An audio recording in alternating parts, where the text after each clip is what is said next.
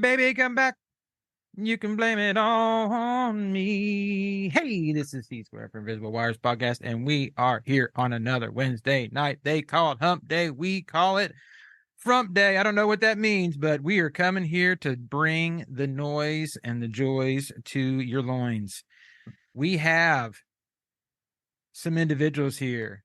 You know them, but we got to announce their names because that's the way this podcast goes. We've got the Shaman. Hey. He's all decked out in light blue today. He's like from North Carolina. He's a Tar Heel. We've also got the man who knows how to. Oh my gosh. Who knows how to John Doe. His name is Bondo.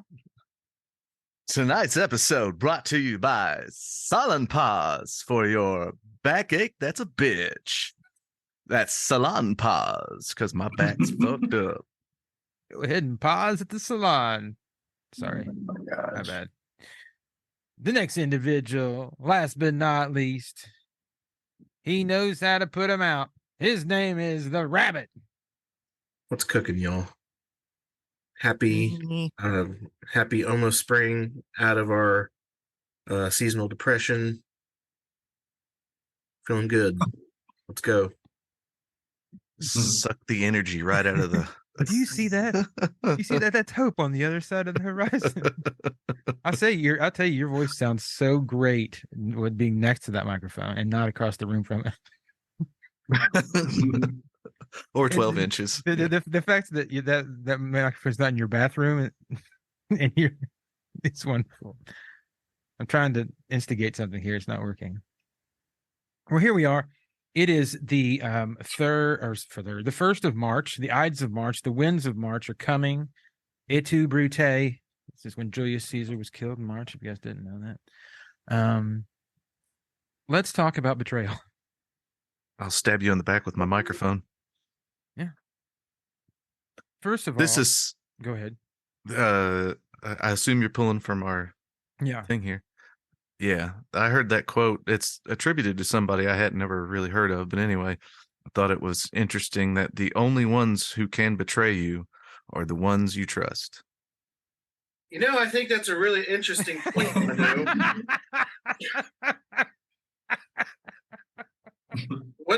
One would even might say profound, if you will. Rabbit, come back. That's the funniest thing I've ever seen. Oh, for those those listening. You know, another thing about betrayal is when your friends are dicks to you about your microphone. See, Square's a dick to me about my microphone all the time. Yeah, you have I get texts right off. I think he just hears like the first thing I say and he comes back or just texts me. He's like, "You're too loud." And then he's like, "You're fine." 3 minutes later, oh, it's fine. Never mind. I'm usually pissed off a little bit when I'm mixing the I can tell. the podcast. Jesus. We do have a lot of varying levels of, Yeah. I like that it comes across via text though. I can tell it by the text. How pissed off I am. And then he's had a couple minutes to reflect and then it's usually, yeah, I'm sorry. I'm an asshole. But I don't read it like that. I've really gone off on you on text. And I'm like, oh, sorry, dude. I don't feel that way at all. It's just talking. Yeah. I just get so frustrated. If it takes me longer than right now, he's telling you his intent. But like you thought he was like, oh, we're just having a conversation. Well, like he admits to you, like, I was really pissed at you. Yeah, I could tell. Well, he erased the notes to one podcast and I went off. I was like, no. That's the shit. Yeah, the text was just no shit. Because that's like, I'm gonna sit down and mix this. It'll take about 20 minutes. It'd be cool. Wrong. And it still took 20 minutes. It still did. It's fine. I don't like to be inconvenienced. Right. But how dare you betray me and erase the notepad? I knew you were gonna say that. I trusted you with those notes. You erased them. I said, do you want a new one? That's why I didn't want to have to be like tonight where it's like, can you find it? Did you get it? Somebody's birthday's coming up soon. Oh, Somebody's shit. birthday is coming up soon. He'll be my wife. Mine's coming up. Mine's next My Wednesday. wife. My wife. Take her, please. We'll be having a podcast on my birthday. Good. Super sweet. Right? Can we do it in person? I think that's a great idea. Give you like a, I mean, I'll via Shaman in. Mm-hmm. I'll work on it. or our intro song could be us singing "Happy Birthday" to you. This is great. Yeah. I love this. And we'll get an ice cream cake from Dairy Queen. I'll go buy it myself and have my name put on it. Speaking of intro songs, we have yet to hear a valuable piece of music, I feel. The Shaman theme song. Yeah, can we hear the Shaman theme song? Yeah, that'd be kind of cool. Are you guys putting me on the spot? I don't know how available it is. Don't if you it's have a not, we recording? can I could talk about it later. I could do it live if you wanted me to, but I don't have the microphone accommodations. What about the recording? There is a recording of it, right? It's on my phone. I mean, we can't just like play it. Maybe some way we can patch it in on an in-person one. I'll play it. I'll play it. Yeah, we'll come back to that. that. Well, let's listen to it now and see. And I'll just put it on the microphone, and then. I mean, I can edit this crap out. It's okay. I probably won't. I can edit it. Probably won't. What is it? I was actually screwing around the other night trying to think of other songs that I could write for you guys, and didn't get there. Nothing popped into my mind. As Dick Rubin says, you can't always have creative ideas flowing. Sometimes they just have to happen.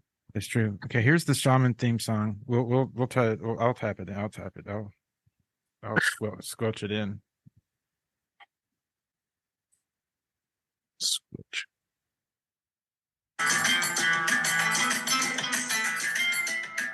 Oh my god. Yeah, that sounded good.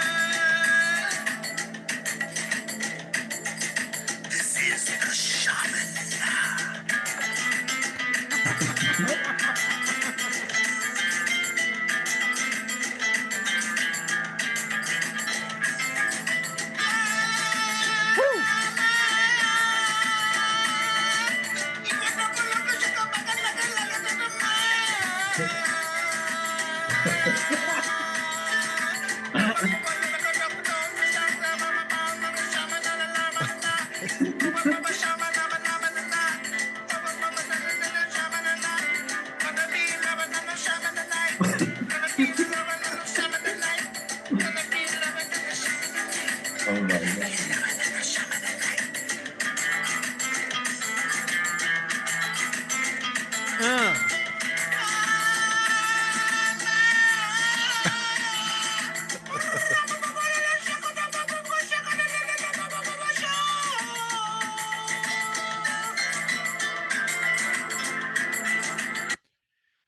Oh my gosh.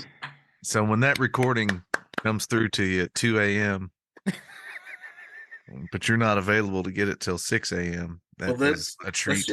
Let's just say there's a reason I was doing it at 2 a.m. Well, yeah, those things take that kind of energy. That's kind of inspiration. The 2 a.m. energy. The fact I was on a magic carpet when that was recorded. Okay, No. Needs to be. It doesn't need to be. It sounds like you and Aladdin are holding in Jafar. Is that his name? Yeah, Are holding hands, and you're going around the circles. There's a touch of Andy Kaufman at the end too. Yeah. Yeah. I mean, the fact that you hit that note is amazing. Some call me the Mariah Carey of Middle Eastern gibberish. The hero comes along. You really hit those microtones. Yeah, see, you guys, what's the problem here is, as I said, I tried to think of songs for you guys, but you have no culture. So it's kind of hard to come up with nothing. Like, what's difficult to appropriate. What if I write a song about my 401k? Like, I'm square, I'm ginger. A portfolio. Look at me. You can make fun of a ginger. You could do some bluegrass, Appalachian, backwoodsy. Bondo, you kind of look like Garth from Wayne's World right now. Oh yeah, Bondo, excellent. Or you could do like one of those flannel, like coal miner country, like Tyler Childers, like, and Daddy was in the mines. Daddy was in the mines. Everything's about. Would he say my daddy? What? No. Daddy's not in the mines when you. I don't know. 401k's compatible lyric. Papa. Yeah, here's your Appalachian hardship story, CSQUARE. My dad just bought his second retirement home in Florida, and he's making me spend a summer on a boat. I forgot to pay my dues to the country club this month, so I gotta go and renew my license. I don't know. How do you get into a country club? I don't even know. I think you just have to pay. I don't know. Maybe be invited. No, you don't have to pay. Not anyone can just go in there and be like, "Oh, I want to pay to be invited." Well, you have to be on a waiting list, and then you pay. Essentially, it's money, right? And then you have to pay to get into the you have to get on the waiting list to get on the golf course. Like if you belong to go, it doesn't mean you have to be within like 7 generations of Mitt Romney's bloodline. Yeah. For 11 nights you have to wear. For 11 nights you have to wear those pajamas that he wears. For 11 nights in a row. There has to be white people in your family tree a long way back to be in the country club. They do a 23andMe on you before they let you in. It's cheaper now to get into the country club. We can see by our records that Archibald Square was a member of 47 years. Archibald Square. It sounds like where like an Irish revolt was held or something. Archibald Square. Yeah. That reminds me. I got on this kick, man. I went down a YouTube thing, and speaking of Garth from Wayne's World, I was watching this thing on the Dana Carvey show, which lasted like 2 seconds. Like, he got the show after SNL, and they thought it was going to be kind of like a SNL type sketch comedy. It was like Louis C.K. and like a bunch of these guys that were, the head people in the show. So it was just like totally irreverent and just out there comedy. It's like they canceled it right away. Yeah, Steve Carell and Stephen Colbert. But they did this one sketch. It was like called like White Supremacists from Maine. They're like, it shows them and they're like in their sweaters, like country club, like looking, and they're like whittling on the porch. They're like, nice weather today. It's like, yep. It's like, sure is a nice day to hate the Jews. Like, yep. Like, that just reminded me of like country club, like, Maine is a country club, the whole state. And there's a waiting list to get inside of Maine. I don't know who's waiting. Lobster. I've never been to Maine. This conversation is on fire. Yes, sir. We abandoned betrayal real quick. We betrayed our own conversations. Betrayal probably should be more. You kind of put us there. You're like, you know what we should do is play the Shaman song. Yeah, that is true. It's really Bondo's fault. But why do we get him? We are way far off the song, though. The song was fire. It's your song. You should be happy. It was a great song. This is the first time I've got airplay in a long time. Oh, listen, you just need to wake up at 2 a.m., write songs, and just see what happens, man. I imagine he started around 10, maybe 11. And then 2 was when he was like, it's finished. Do you think I sat and wrote that? No, he just did that. That's a one take. I literally did that. Like that's a one take. On the fly. It was a one taker? Yeah. I knew at 2 a.m. Yeah, when I heard him, I was like, he started that 2 seconds. Like You can tell because well, that's kind of. I mean, like I sit around and like I play with these pre-made beats like on my keyboard, and I just like come up with cool sounds that like sound cool. And I was like, oh, that sounds very exotic. And I thought, pay homage to one of the homies. It's called homage, man. Homage. People appreciate it, bro. Our people appreciate it's really kind of cool. I mean, it'd be cool if like every time we had to play that every time you were announced.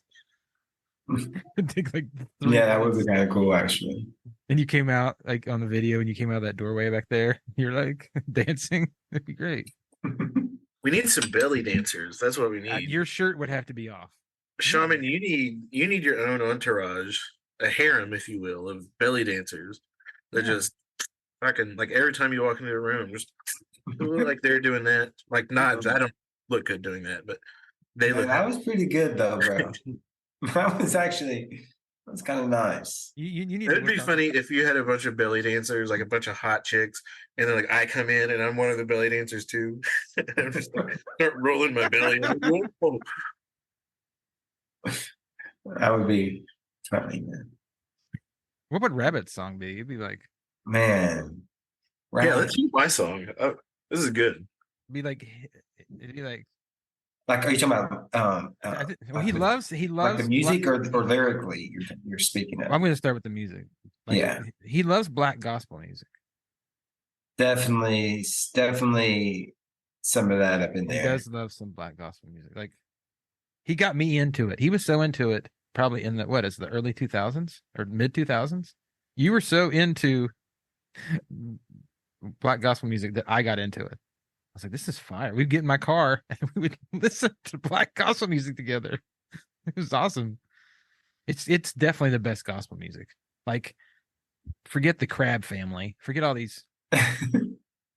Forget the Gaithers. The Gaithers? The Gaithers. Guy Penrod. The Gaithers, I don't know. Can't believe we're getting on this. Is it insane that people watch that? It's like a bunch of white people getting in the room, and they're rocking chairs too. I mean, they had some brothers on there too. No, you got to give credit. They would. Too. You're right. They would.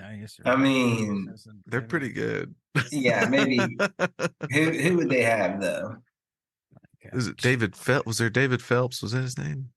Was that a black guy on there? No, it wasn't a black guy. I don't remember many black people on there. There might have been like in fact, the occasional.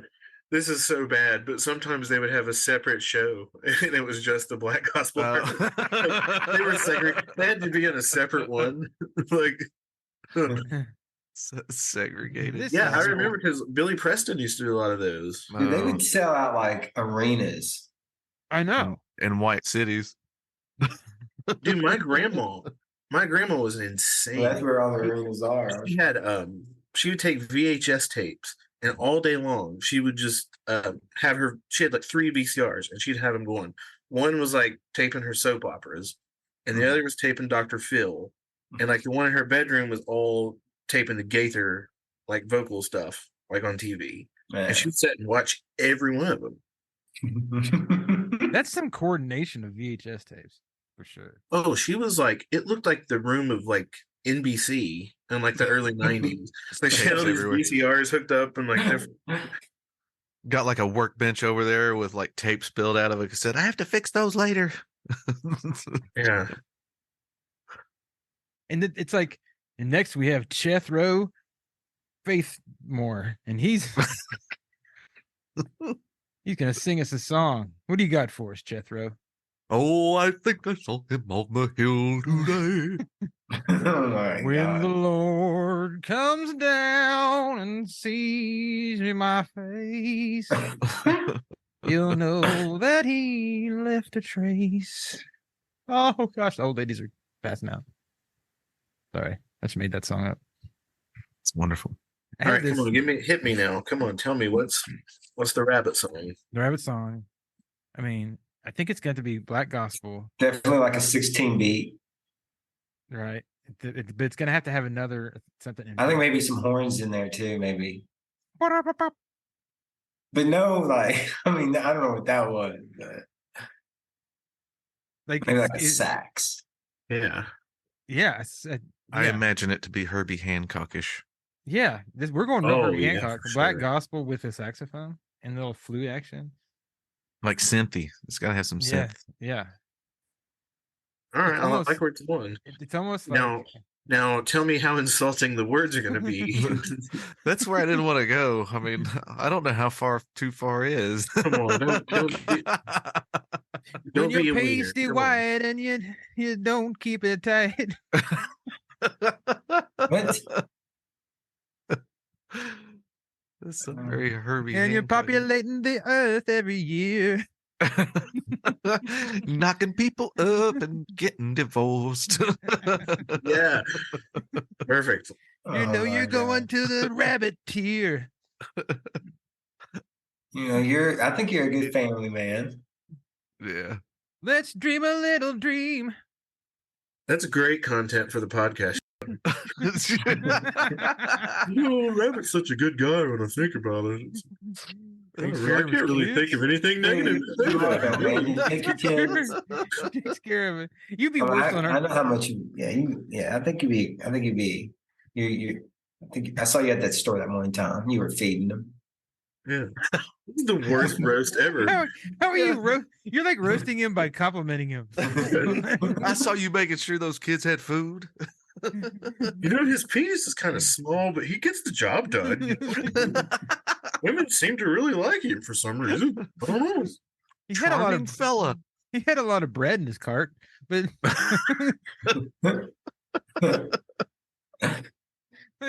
that's not actually true. That's no, not. You don't. You don't eat bread. I don't. You know how fat I would be if I didn't if I ate bread and didn't limit my carbs. I would weigh 1,000 pounds. I would be on Dr. Now would have to do surgery on me. What would you have it done first? What? What would you have done? What part of your body would you have done? Yeah, first? what part of your body would you have it done first if you had to? If I could just choose what I could do to my body. Yeah. No, if you were 1,000 pounds. If I was 1,000 pounds, you'd be fucking dead. If he was 1,000 pounds, he'd be dead. Well, no, his heart's super strong. It's like his heart is strong. He can take it. His heart can take it. What if I weighed what if I was just really vain and I weighed 1,000 pounds and they're like, you can only do one surgery and we're gonna let you choose. I'm like, make my dick bigger. Let's get these lips done. I have big fake Botox lip, and I'm laying there in the 7X casket. They're like, man, it's sad about old Rabbit, but man, he looks good, doesn't he? Look at those lips. He's puckered up the kid. It was very important to him. He didn't want to go out with skinny lips. The only part of him that was skinny actually was his lips. And man, that lip stuff is crazy. Why do women think that's cool? It's not. No, it's not. Have you seen I'm trying to think of there's this guy on TikTok. He's like a Russian. He has these oil implants in his arms, his biceps. God. Yeah.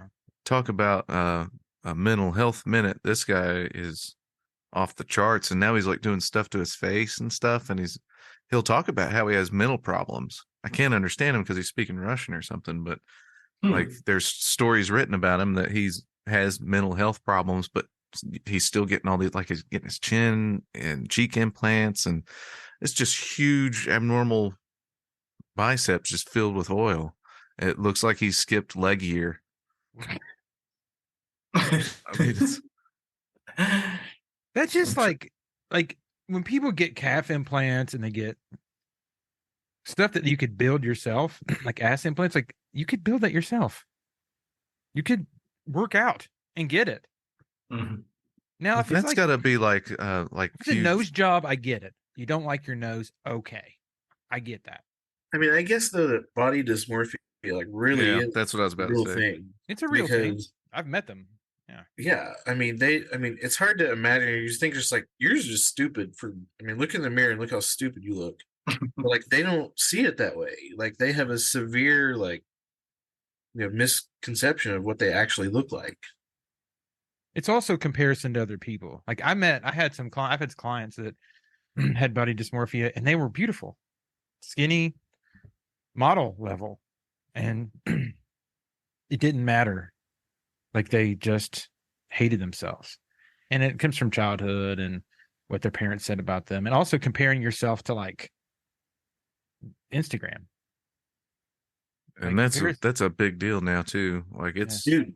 I heard today on the radio, just like listening to regular terrestrial radio.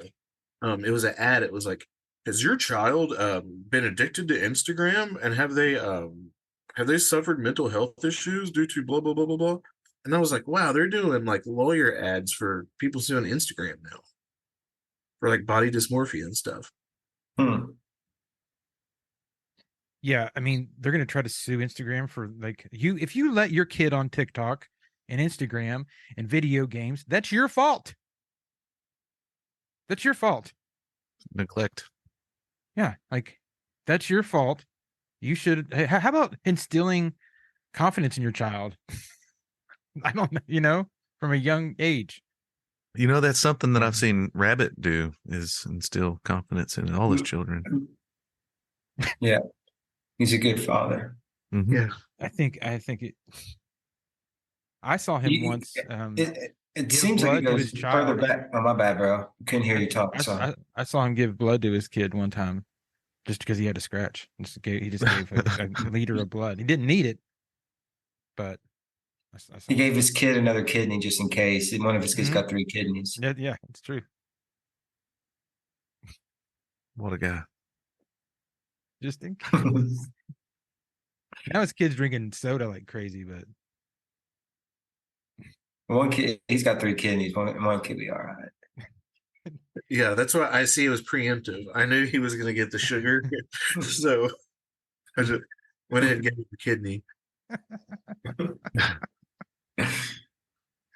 But really, what's going on through your brain whenever you decide to make yourself look like a bodybuilder, or what you think a bodybuilder looks like, just by getting arm implants?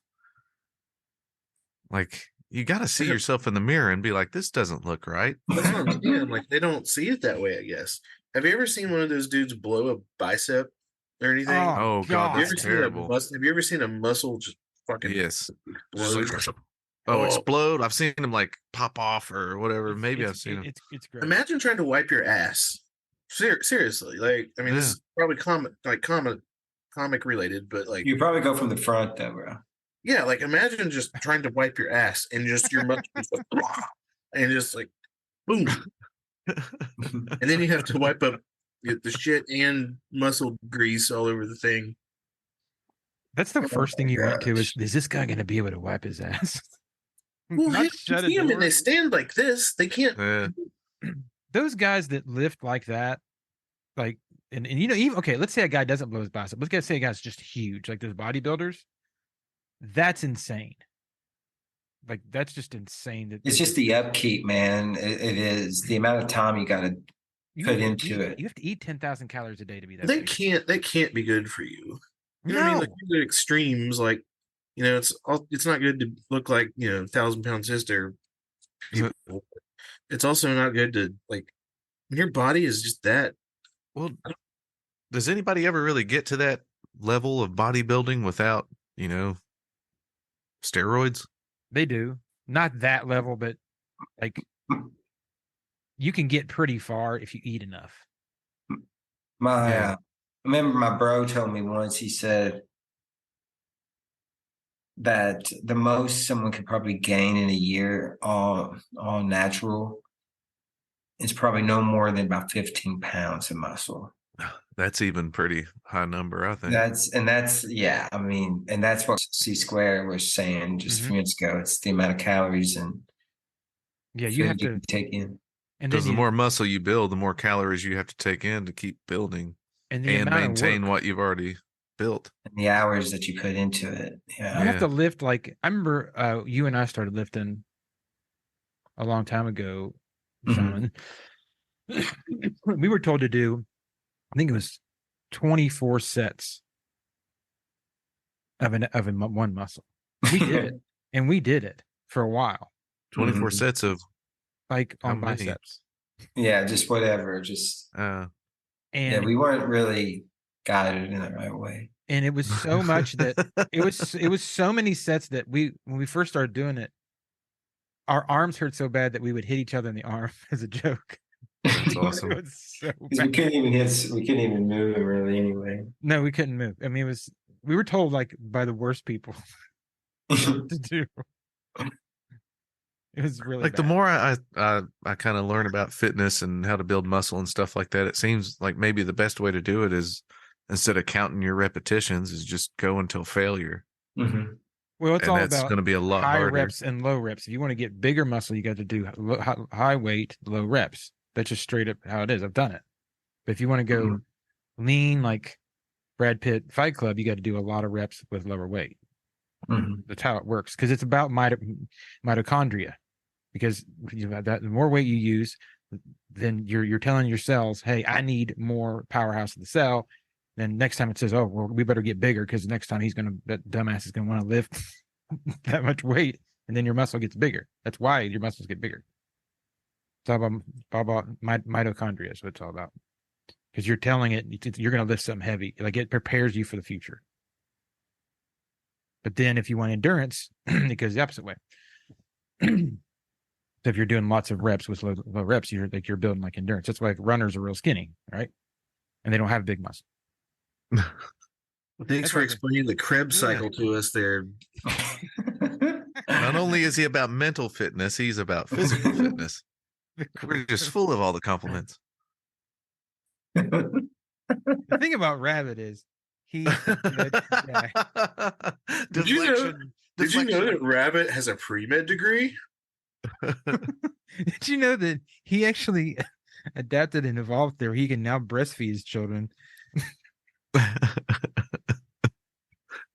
I'm so awful. I'm such a mean person. I really am pre-med, by the way. Right now. You can be a doctor? What does it say? Ooh, from the University of Samoa. What? What does it say? What was Ohio University? Ohio University. Ohio University. Bachelor of Specialized Studies. What kind of doctor you gonna be? One that looks at the vaginas. You gonna be a tooth doctor? I specialize in cooters, and I'm one of them there twat doctors, if you will. See, I practice unlicensed now, but the goal is to, get everything up and up, be above board about it. It's about the passion. You don't need a degree to follow your passion. Yeah, it is about the passion. I want to move my practice from like the Waffle House to say like a doctor's office. Do you take Obamacare? I only take Obamacare. he takes your mama care. Imagine if like our healthcare got so bad that that's eventually what it was. It was like, yeah, your insurance sucks. You need to go to this guy in the Waffle House parking lot.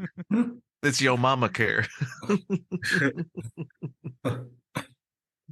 He carries around his $100,000 degree and a $6 frame he got at the dollar store. Like, that is funny when you get a degree and then you put it in a frame that's like $7 or something. Yeah, like why do I have that hanging on? Like, who's gonna see that? And who cares? Like, do you like it?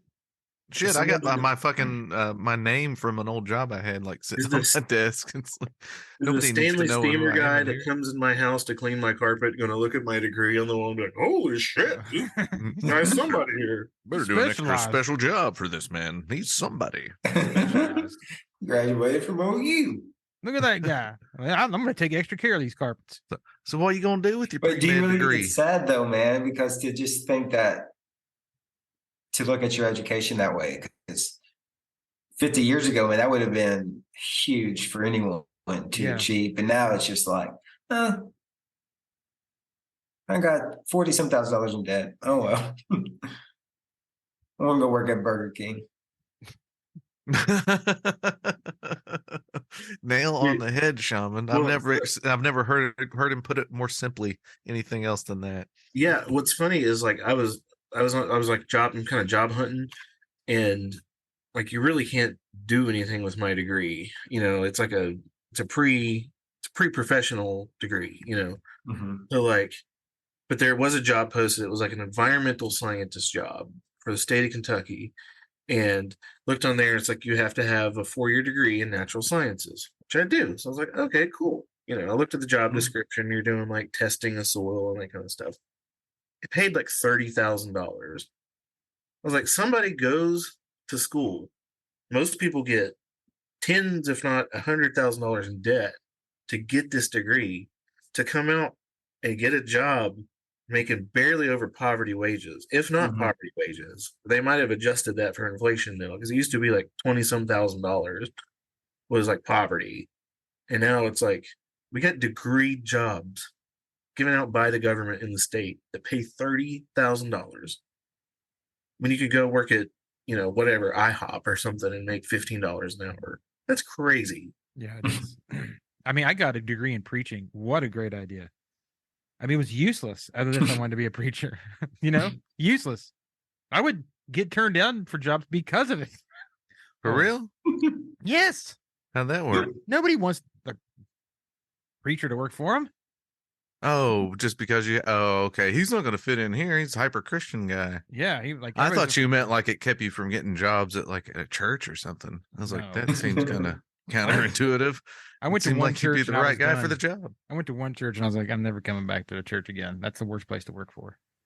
Like, so I'll go ahead and share this before I ask you, C-Squared. My college was completely paid for because I was extremely fortunate to have be born into a wealthy white family and have everything paid for. Yes.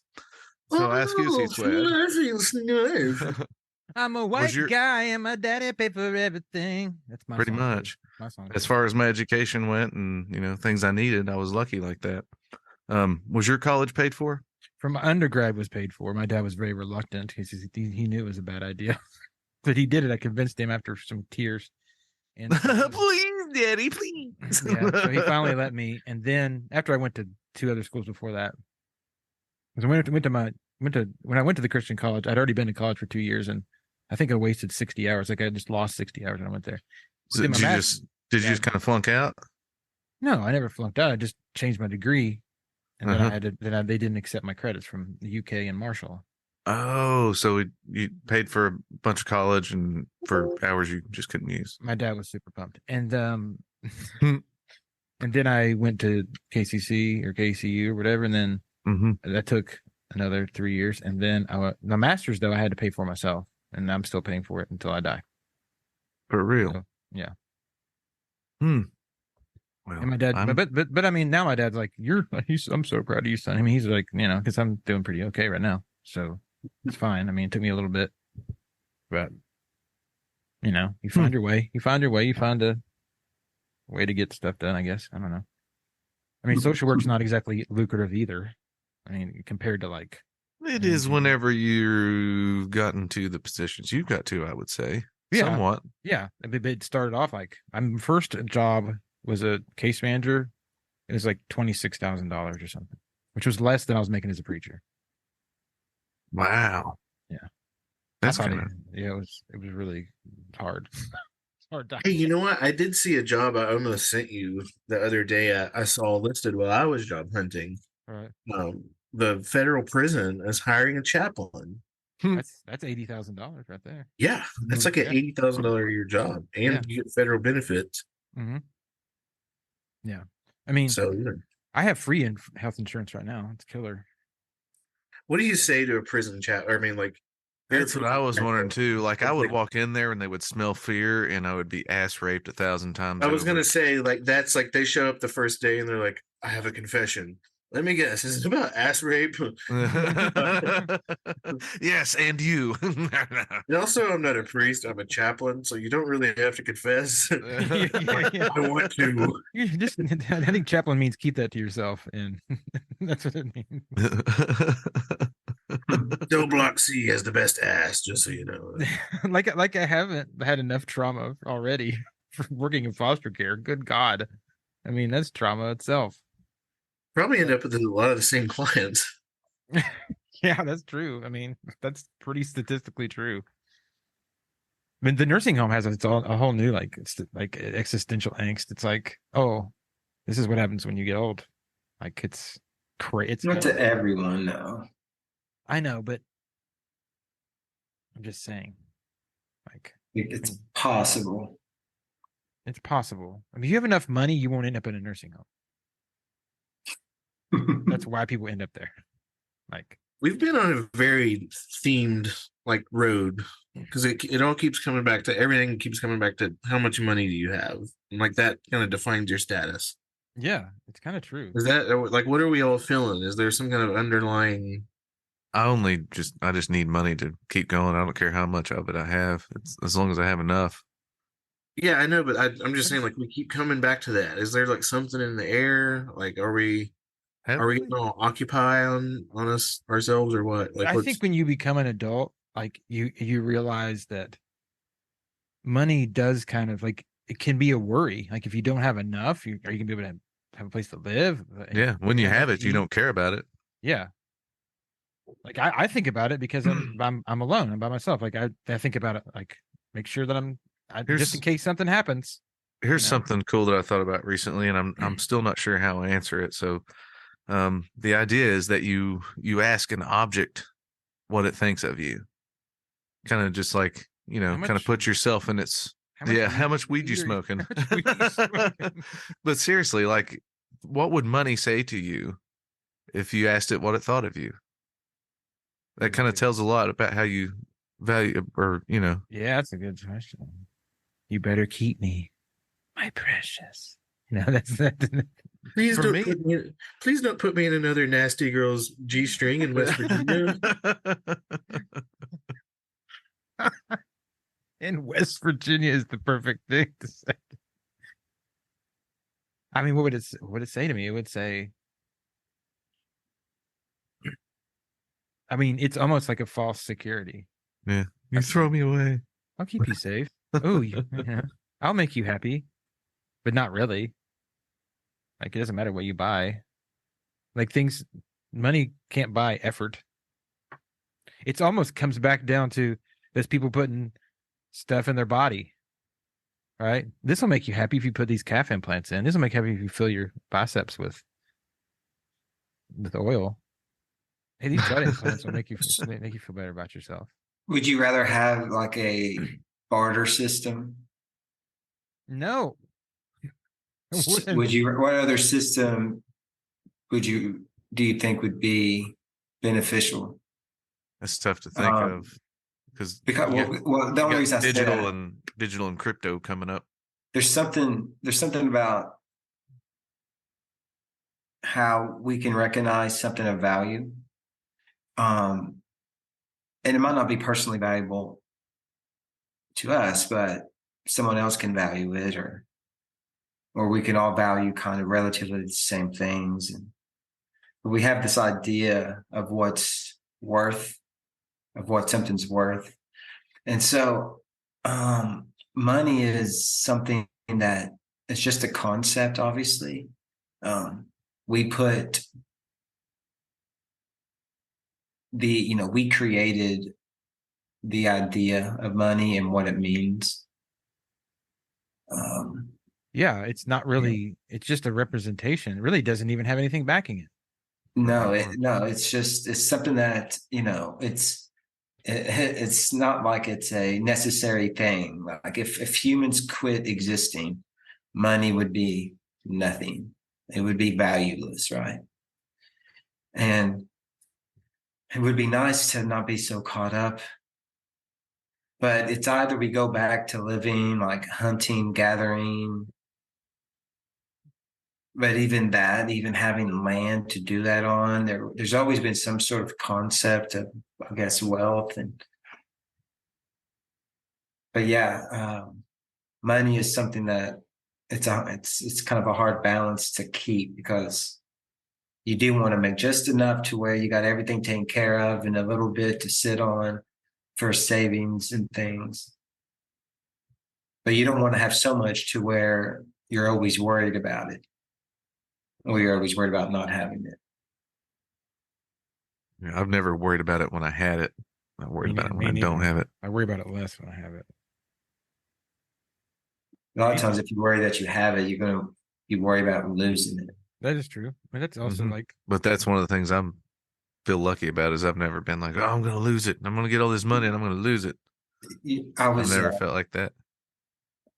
I was told this once before. I might have said it on here, but I say it a lot. So if I have, sorry, but I'll just say it again. But I was in a situation, this older gentleman, this old dude, older, I should say. It was like the one thing he's, I was in jail once, right? And I know I've mentioned that before, but the dude was like, the one thing I've learned in life is the fact that money comes and goes, but time you can never get back. And I can see me wasting a lot more time than I have money. And that's what kind of freaks me out, of how much time I've wasted. Think about how much time we waste in pursuit of money. Yes. Oh, yeah. And not just our jobs necessarily, like, because that's almost a necessity. There's very few people who like their job. Like, they were like, I would do this if I wasn't getting paid. There's not a lot of people like that. And I don't know. I just like, other than that, though, like, you have to put in your 40 hours or whatever. Besides that, I'm talking like, how often do we sit around like, what do we, like, we at least think about it. How can I get more money? Like, what can I do? Some people, I mean, they gamble. I was somewhere today and I saw the saddest thing was this lady, older lady, and she pulled out, her little bank envelope. First of the month, she probably got her check and just went in and just bought like 10 lottery tickets and was just sitting there scratching them off. Like, how much of this lady's day or week is occupied by that thought of, man, one of these days, this ticket's gonna say I have money. Like, how much time is she spent when all of her money's gone? She spends her check. I think, what is she thinking on the 18th of the month when she's like, 12 more days before I get my check and I can go buy another lottery ticket, and it gives me hope I have another chance to hit the number. You know what I mean? Like, okay, Rabbit, I can't be mean to you, but I'll be mean to this old lady that I can't see but can imagine. She totally made that decision, and she keeps making that decision over and over, and keeps pissing her money away. Yeah, that's what I'm saying. It's hard for me to feel bad. I mean, it is sad. It is sad, essentially, but it's not sad because it's the Radiohead song, man. You do it to yourself. You do. Right, but she's not. I mean, she's not thinking like, how can I invest my time into something worthwhile, or even something that's going to make me money, and not, like, she's thinking like, I'm just saying, like, overall, like, there you could give 1,000 different examples of a guy who's trying to run his own business or whatever. It's like, how much of your time is spent thinking about ways that you can fix that money hole that most of all of us actually have. How much of my time is spent just on waiting for the money? Because I have a physical storefront, because I'm there, and like nearly every like 45 hours out of my week I'm behind that counter. It used to be more, and I still think that's too much, honestly, but a lot of the times I'm just kind of sitting, kind of waiting. Can't always be doing something. Think about like the time, like I heard this quote, it's an Instagram quote or something. It says that the salary is just what a company gives you to forget your dreams. That's true if you don't want to be at the job you're at, for sure. Yeah, I mean, yeah, and I think that's what that's the hard part about it. But a lot of people's dreams aren't attainable, at least what you think are your dreams and what you can reach. Like, not everybody can be Jimi Hendrix, right? Or it's just not in the cards for everybody. But if you're a creative type, you can find ways to bide your time to get out that kind of expression. You can also, unless you're just totally an ego hound looking for people just to adore you or something. I mean, think about how much time you waste on just entertaining yourself. How much time you waste on it, all the time. Or like vicarious endeavors. Like, I mean, you watch a movie, you play a video game, that's vicarious. It's vicariously living, But I mean, still entertainment, and still, I mean, as you get older, you just get tired. Like, by the end of the day, I'm like, I just can't. I have so much energy, and I just can't do anymore. I'm like, I'd love to do something else, but gotta sleep for a little bit. Yeah, which I've been forced to sleep lately. Like, I slept for 2 days last weekend. That's kind of how I felt lately too, man. Like, I just couldn't move. I was like, I'm done. Old man shit, going up at 9, waking up at 6. Yeah. I think, and seriously, coming back to it's weird that you guys said that. Coming back to my point earlier about the seasonal depression ending. Dude, last weekend, I could not get out of bed. I just felt like the biggest piece of shit. And then, like, the next day, like, after it was out of my system, and, like, the sun was shining, and it's starting to, like, feel better outside, I'm like, whoa. It was what I think a lot of it is we went from like 30-degree weather to 80-degree weather to 30-degree weather to like, what the fuck? It's like Weather by Sybil. Like, right. It's cold, doesn't it? Like, I think there's something to that because like all three of us like had the same experience. So it's dude, like I was saying about the fucking salon pause, like my back is fucked. Like I sat down for 10 minutes and stood up and was like, oh my God, can't fucking walk. I spend a lot of my time and money trying to maintain my body. Like I got a personal trainer, I get massages. I just got some let me give you a tip. You see how we just threw in personal trainer just so nonchalant. Put it in a paper sack and throw it off the fucking bridge. I'm just kidding. I mean, for as nice as you guys are going to be to me, I'm going to be that much more mean to you guys. Your body still looks like shit. But I think I do that because I'm like, I don't want to. I want to be able to live longer in a higher. I think I kind of embody my fears. I'm like, well, you don't want to end up in a nursing home, but also I want to be like, I don't want to feel like shit all the time too. I mean, it's and that goes back to something I've said before. It's like you said 2 things you don't want. Quit saying the things you don't want. I know the things you do want. I know. I just did a podcast about it. Just I think, but also I do enjoy like I mean I do like it kind of see it as a mission. Like I'm just going to keep going. I'm going to keep, but I do find sometimes I don't do really what I want to do. Like I work probably 50, 60 hours a week. Like I don't know why, I just do. I don't know. And people pay me for my time. Like when you talk about the bartering of services, people pay me to talk to me. It's so weird if you think about it. Well, and you guys are probably like, to you? Because you know me. Yeah. We don't pay a fucking cent. Yeah, this is free. This is free. Everything you said to me ain't worth a cent. Jesus Christ. But think about me. If it was back to old West times, my only thing I could barter would be, hey, you want to talk a little bit and maybe feel a little bit better? That's the only thing that I could trade. Well, that's why I got this horse here, partner. Yeah. Feel better about what? My wife just got the tuberculosis. My wife just gave birth to our 8th kid and died during the birth. She was only 16. Yeah. I just got rickets. Now I got to go in the town square and get shot by a guy in a leather vest. Yeah. What could this? What am I going to say to that? Well, you see, if you just love or no love, it's your choice. It's not.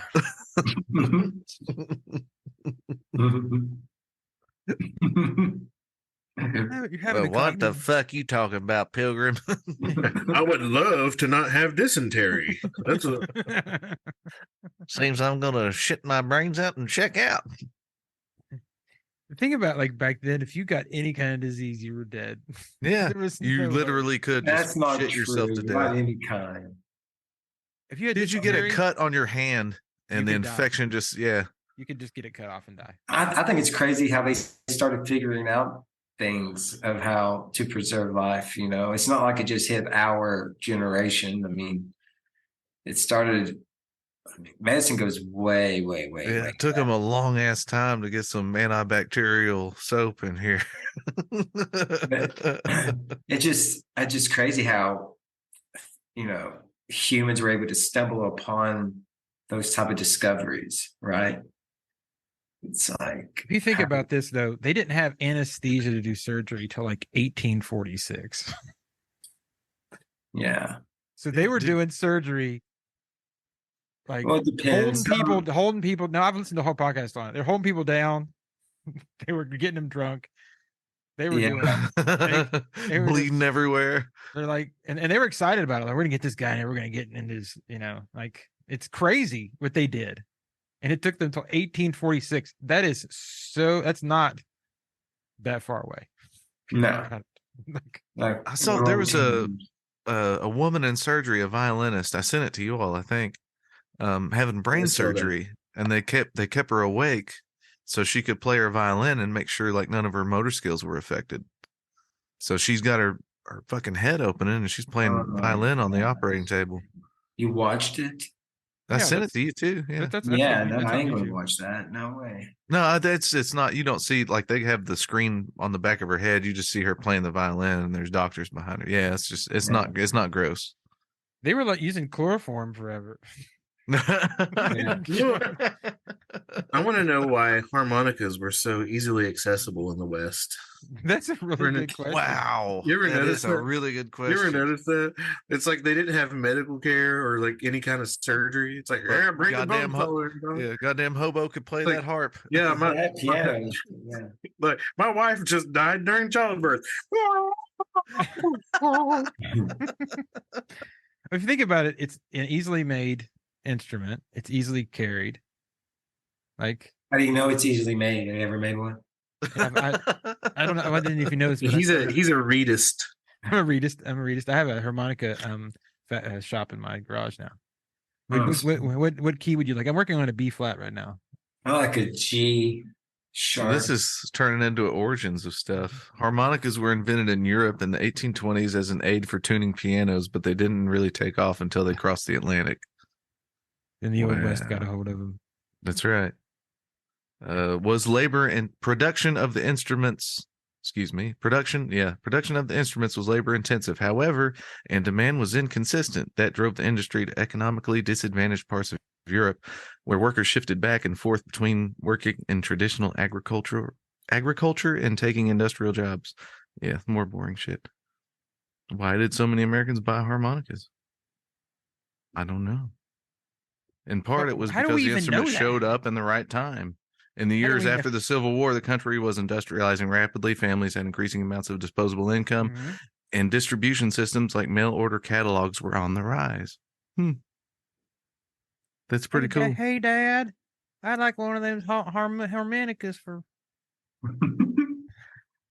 Play it. Harmonicas for Christmas.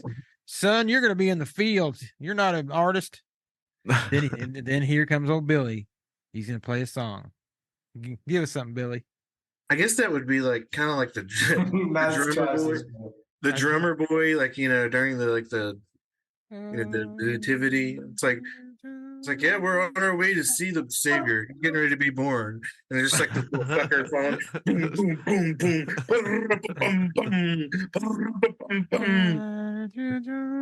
boom. Give us a couple harmonica lines there. Oh, we can't hear it. I can't hear that. You're not playing. You can't hear it? No. He must be across. Yeah, go back. Scoot back away from the microphone. Oh, shit. No. You hear that? We can't hear it. Nope. This is fake news. Are you serious? You're not playing? I swear to God. I bet it's just so loud that the microphone's cutting out on the Zoom thing. Maybe you don't play it as loud. I'll bet when you play it back, it's going to be there, though. I love how you're twitching your fingers. Yeah, I can't tell if he's doing it or not. Hold on, let me turn the background noise off because you insisted it be on. Hold on, let's see if this might be the trick. Damn it, so Bobby. Weird. Why would that matter? Because it just cancels. It's so loud that it cancels everything out, where it's reverberating all around the room. Shaman, you look so. All right, what about now? Yeah, that's better. You can hear it now? Yeah. Yeah, that's what it was. I had the background noise turned off. Rock that thing out, dude. Yeah. No, we can't hear it. Did it really not? Nope. Did it? Try to get close to the mic. I'm kind of interested to see if it's going to play back whenever the podcast gets processed and stuff. Can you hear it? We're just messing with him. I can hear that. A little, man. It sounds like you're a train in the far distance in Wyoming.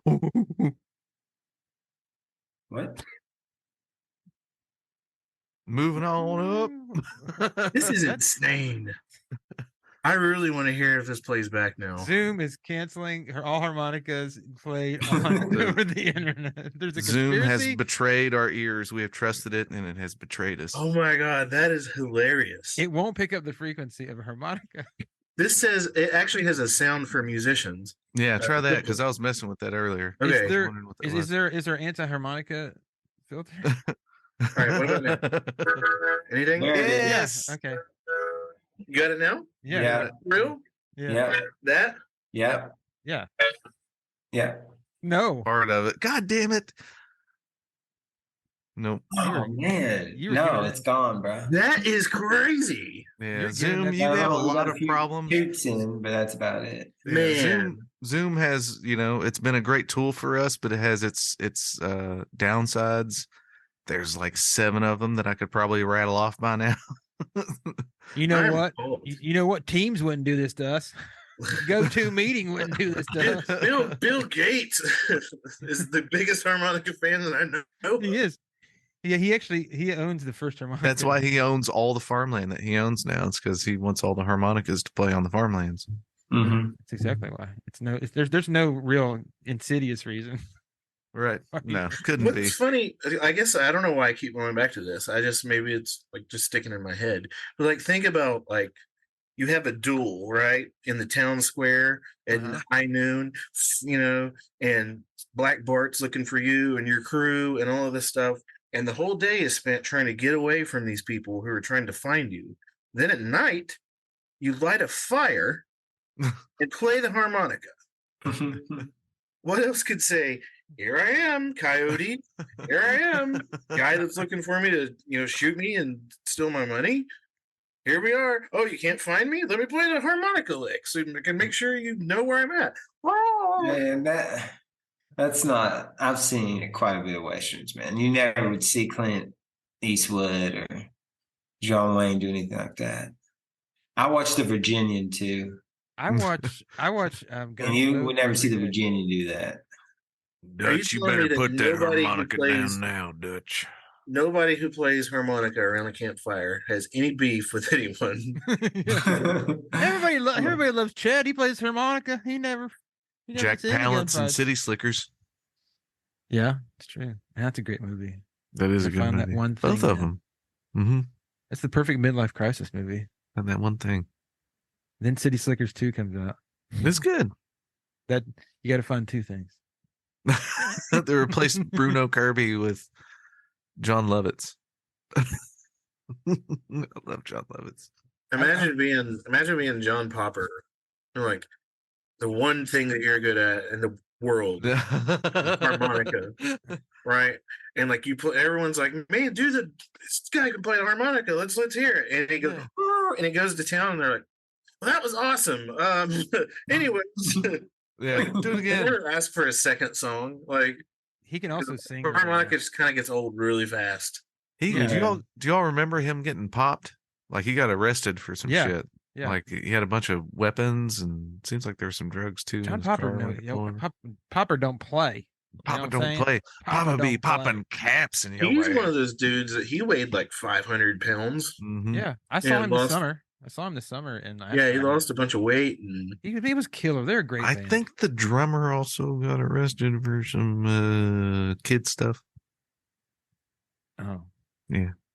I could be wrong about that, but yeah, that's a terrible thing to say about somebody if you're not sure. The heart will bring you back.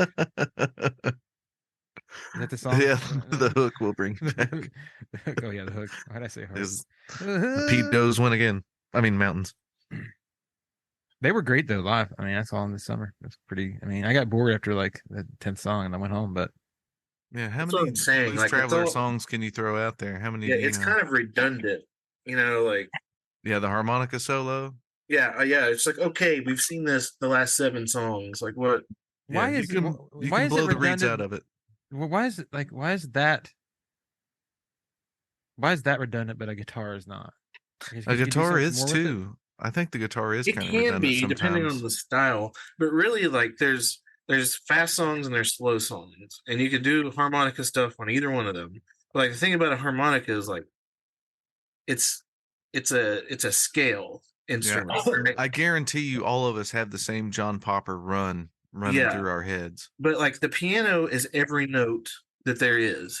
The guitar is every note that there is, except for the microtones. But like when you're playing the harmonica, you're only confined to that. There's no chromatic note space. There's no, you know what I mean? Notes. Yeah, it's all the notes of one key, and that's it. Right. Don't they have like chromatic harmonicas? Those too? I thought. I'm sure they do. Don't you be chromaticizing me. Chromaticizing. You know what I really want? I really want a melodica. It's like a harmonica, cool, but you play it like a piano and blow into it. Yeah, you blow. Those things are awesome. I want it because it can blow into it. You'd be good at that. Yeah, he's great at blowing. And it's funny. You can mute the sound by putting your finger in the bottom of it while you're blowing it.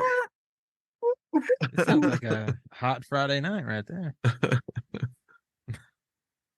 You put your finger in the hole while you... I tried to play the accordion, and the accordion sucks ass. Yeah, there's too many fucking buttons. It's like you're trying to play the piano and the guitar at the same time, and I don't know, jazzercise. I don't know, whatever. Yeah, except you don't have to have calluses to push buttons.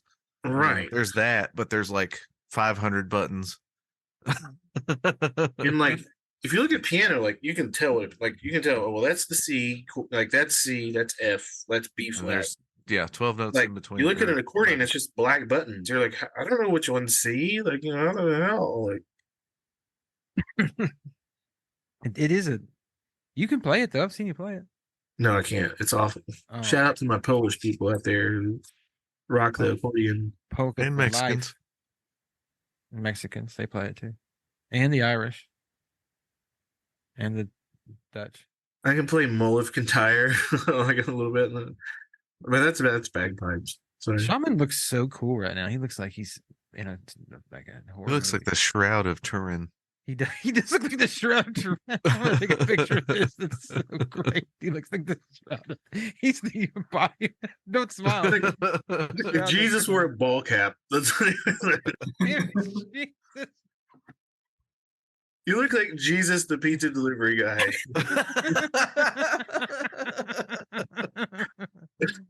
I have come. The Prince of Peace is Prince of Peace. Shalom. Oh, God. Salami. Salami. You know, 20 minutes or it's free, my child. It was funny. We had one pizza, but then all of a sudden we had 3,000 pizzas. It was so I hate anchovies, though. Sorry. He turned the fish into pizzas, man. You feel like a stoner, dude. Behold, I come with the party special. And then he turned water into 2-liter Pepsis, man. The barbecued Snyder potato chips from Giovanni's. He pulls up on a camel and it has the little dominoes like thing on the side of it. What do you call those things you stick on the roof? A little marquee thing. I don't know. I'm like signs. Advertisement. He rode in town on an ass with a party special. I always hate it when the guy has like a real nice car and he's the delivery guy. He's like got a BMW. You would know, wouldn't you? I've never had that happen. I've seen it before. What part of the you know you're white when you live in the neighborhood where you got BMWs delivering pizza to you, bro. Well, you know you're white when you're too cheap to have delivery and you just pick it up yourself. You know the Giovanni's guy kind of looks like Jesus a little bit. The Italian guy on the pizza box? You know, that's his name's Giovanni. I appreciate if you didn't address it. Giovanni. Think outside the box. You know, somebody thought that was clever. I mean, I used to live next door to the guy who owned Giovanni's. Everybody owns Giovanni's. I mean, you used to live next door to a dude that owned Amir's too. And then my parents would order Getty's pizza, and we'd have to go get it because we didn't want to offend our neighbors. We didn't want them Fuck to you, know. we don't like your pizza. That's one thing we all did. We would sit out, looking out our window, checking which pizza delivery guys. I know my parents. It's ridiculous. Hey, That's parents, awesome. it's ridiculous. Like I used to live next door to Chuck E. Cheese. To Chucky himself. Their pizza's not that great. No. When's the last time, dude? I can't think of the last. Did you guys ever do the prank? The call and have pizza delivered to your neighbors prank? No, I never did do that. Pizza. We did it one time, and it was hilarious. I watched a guy almost lose his mind because, like, me and my brother were like, I don't know, old, like he was a little bit older, and I was like 10 or 12, and we called and had like four pizzas delivered. This guy, he lost his mind on the delivery guy. Oh, poor guy. He's just the messenger. That's terrible. Yeah, and the pizza place probably lost about $80-$90. Yeah, and we're in the woods. We're just like, God. I did prank a gas station once because I knew the guy that was working there, and he flipped and called the police. I was at a buddy's house when I called and did it. What'd you say to him, dude? I was just doing the hillbilly voice like CSQUARE does, and told him I went down there this afternoon, filled up my truck with your all's gasoline, and your gasoline gone bad. I got nothing but 90% water in my gasoline. I'm fixing to come out there and take it out your ass. What you think about that? Well, of course he's going to call the cops.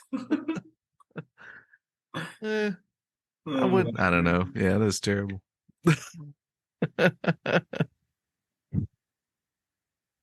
I had someone was going to say, and I forgot what it was. Hey, CSQUARE. Pizza man. What kind of interesting conversations do you have on your other cool podcasts that we're not on? You have to tune in. Are we not enlightened enough to know about the Mind Rides podcasts? We go over things like this last. Let's see, we've gone over the why, like why to keep living. We've gone over how to remedy anxiety and depression. We've gone over belief, and we've gone over this last one. We went over attachment styles, like how we attach to other people and how we screw up our relationships that way. So, and they're pretty. They're not a lot of jokes on that podcast. There's more just like a conversation. Well, just to let you know, this podcast used to not be all about jokes either. It's true. We'd never survive. And I've tried to get them on this podcast, but they're just, I don't know, whatever. I don't know. Figured we put out some more. Are you guys mad at me about? Do I need to be confronted about you guys being mad at me? No. It just seems like you have an agenda for that podcast. I have an agenda for this one. We just never follow it. Yeah. Like I spent time on this podcast is far more chaotic. Yeah, like this was not the plan for this bucket. Do you think I intended to talk about harmonicas? No, at no point. That would be genius if you were able to somehow pull that off, though. Yeah.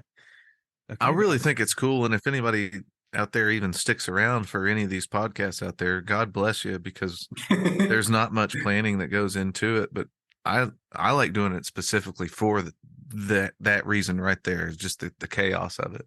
Yeah. The lack of planning, maybe an outline, maybe we mention a few things we might talk about. Well, it's definitely to some degree. I mean, I do have a rant I'd like to go over. I am pissed off at Walmart. Okay. I go to the grocery shop there, and there's no one to check me out. I have to I buy like $200 worth of groceries, and I have to ring it up myself. You could wait. There was nobody there. There was no checkout line. No one. What time were you there? Though? There wasn't one where it was just a line out the fucking back door. 10:30 at night. Oh, well, that's probably why. Dude, there used to be a minority here that would bag my groceries for me, but now I have to do it myself. Well, actually, that's kind of scary. It shows you that people are like immigrants are taking jobs, but it's not. It's automation. No, there was a guy there who was like manning all the robo stations or whatever. Yeah, he's just there to scan your ID when you go. He was there acting like I was an idiot. Like, and I was like you were in the aisle. He's looking at his phone the whole time. I'm like, I don't know. It's how many times I've stolen stuff? I guess I can confess to this because I'm not using my legal name. You should be extremely careful about that, because they will record you and wait till you cross a threshold till it's a felony. You know what I'm saying? Like, I've been there. I'm like trying I'm like trying to scan my avocados, and it's like beep beep. Like, and I'm like search the thing, and it's not on there, and I'm like, oh well, I gave it a shot. Like, Kroger, you want your $1.89? Fucking hire someone that cares. Like, that's different because they got to weigh that shit out and stuff, don't they? It's stupid. Hire people to check me out. Well, that costs insurance for them. It costs more money. There are people walking around doing nothing. You know what I see? Those people aren't willing to take that job. I can't even get through the aisle because there's one of these stupid to-go cart people when you place like an online order. That's all it is. It's just 50 people walking around with the blue carts. They're filling online orders. Mm-hmm. Why do the people that don't come to the store get better service than the people who come to the store? Actually, they don't all the time because ever since COVID, my wife likes to do the curbside pickup bullshit, which usually it's pretty good, but a lot of times you'll go there and you'll wait an hour and be like, God damn it, I could have gone in there and picked all this shit out quicker than this. Oh, I would lose my mind. It's aggravating because you do it the night before or 2 nights before and say you'll be there between 3 and 4 p.m. and then you go there at 3 and they don't have it ready. It's like, we talked about this. What's the point in scheduling between 3 and 4? Yeah. Why are we doing this? It's after 4. What the fuck? I mean, and Kroger does the same thing. What happened to people checking out my groceries? What happened? I think they're still there. I don't go to Walmart at 10:30 at night. I'm usually asleep, but well, I'm single and sure, perfect bars. Of course. The single guy gets hungry at 10:30 p.m. I go after my meeting. I go get to the grocery store on Tuesdays. But it's even if I'm there at 3 o'clock in the afternoon, it's the same way. Really? Yeah, it doesn't matter what time of day you go, man. I always use the self checkout just because if there's a man station, there's usually in line 5 people deep. But if you got $200 worth of stuff, unless you just bought like a bed or something. It's a lot of stuff. It's like, and also there's not enough room for me to put all my stuff on the little skip pegging 2x4 skip pegging. Is that an option? I think so. It is an option, but they weighed your shit. Still take the time. Yeah, they do weigh your shit. If you're probably getting, don't try to convince me not to be pissed off about this. I am still pissed off about it every time I do it. You should just really be slightly inconvenienced. Don't sweat the small stuff, CSQUARE. What happened? What happened? That happened to me earlier. I was at Walmart and I tried to use like self-checkout. And of course I was not buying food or anything, and I scanned the thing and I was trying to use Apple Pay, like because you can like scan the code and just hit. You can't use Apple Pay at Walmart or Walmart Pay, whatever. And it was like it just wouldn't let me do it. So like I had to call the guy over, and the guy came over and he couldn't figure it out. So I just had to, like, you know what I mean? Like, why do they even bother? They don't want me to buy stuff from them. They want me to do I don't know. Like, when did I start working for Walmart? Evidently this year. Yeah. I feel like I'm working 10% off my groceries. 10% off now. Make it happen. I should get stock in the company. I'm doing all their bagging. It's ridiculous.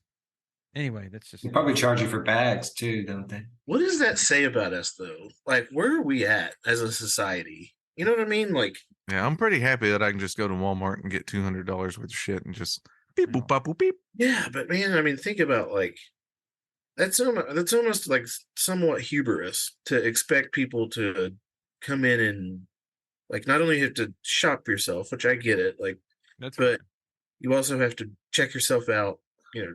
Well, it's also you're also responsible for making sure that you do it correctly.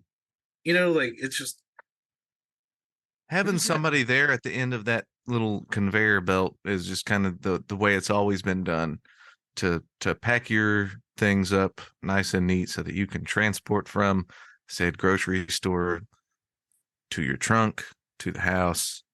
It's convenience. It is kind of aggravating if you have to do all that shit yourself. It is.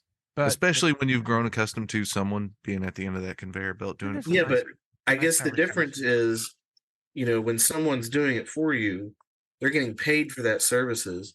Price of my groceries didn't go down.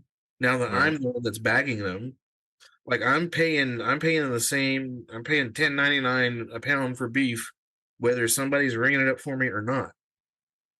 So, there's trade-offs there.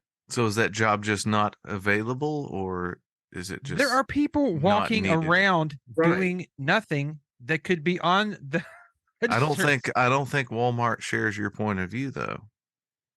No. Walmart wants to because there you were at 10:30 p.m. on a Tuesday night bagging your own $200 groceries. Yeah, most people are probably stocking in the store or in the back stocking during those hours.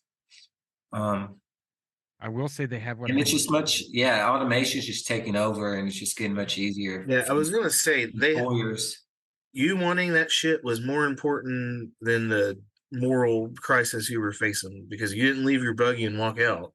You're right. You bring it up and you paid for it. You paid Walmart to rape you, and you walked right out of there. Wow. The first time it happened, I should have just said, "Fuck Walmart," and just thrown over the cart. You have Stockholm syndrome with Walmart. What's he had? Stockholm syndrome. Stockholm syndrome. That was good. I do. I'll let them abuse me. I must like it. Yeah. Actually, that's called stock boy syndrome.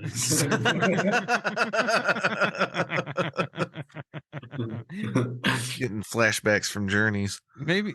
Yeah, I did Journeys. But I became management at Journeys real quick, and I'd be like, "Hey, stock that shit." I'll just tell them. I'll be up here making money. You go stock. I was awful about that. Well, I know my Walmart thing is, I don't know. I just want to bitch about it for a minute. It just makes me mad. That's good. It's a valid bitch. Yeah. It's a valid bitch. I don't have any sauna stories. I haven't been there often. Just Shaman's gone. Oh, since we can't walk in there butt ass naked with Shaman, I just don't go there anymore. Were together, glistening in steam. I pour some water on the rocks, and then I look at my friend. The way your body parts swaying in the CSQUARE. The way your body parts flop. We always miss each other. And smack against your leg. And a lifetime's really not too kind of grossing me out right now. Sauna with friends, to sweat with friends. Sorry. CSQUARE, you still going? With the song, yeah. Hey, when inspiration strikes, you just kind of have to go with it. Whether I kind of went with Michael W. Smith. If it's 10 p.m. or 2 a.m., you just go for it. As Dick Rubin would say, you just go where creation takes you. Dick Rubin. Okay, we're at 9:40. Oh my gosh. Listen, somewhere out there, there's someone playing harmonica and the key. There is. And there's someone out there that needs to write to us at invisiblewirespodcast@gmail.com. Is that correct? Mm-hmm. Yep. And they can tell us we're doing a good job. They can tell us we're doing a bad job. They can request that we talk about a certain topic. Yeah. They can give CSQUARE or Rabbit that, or maybe Shaman. I don't know. I'm sure Biz. I don't know if Biz is down. Biz probably isn't down these days. No. But I know Rabbit is for sure. But as far as BJs go. But yeah, reach out. Talk to us. We want to be social at the Invisible Wires podcast. Don't be invisible. Oh my God. That said, love or no love.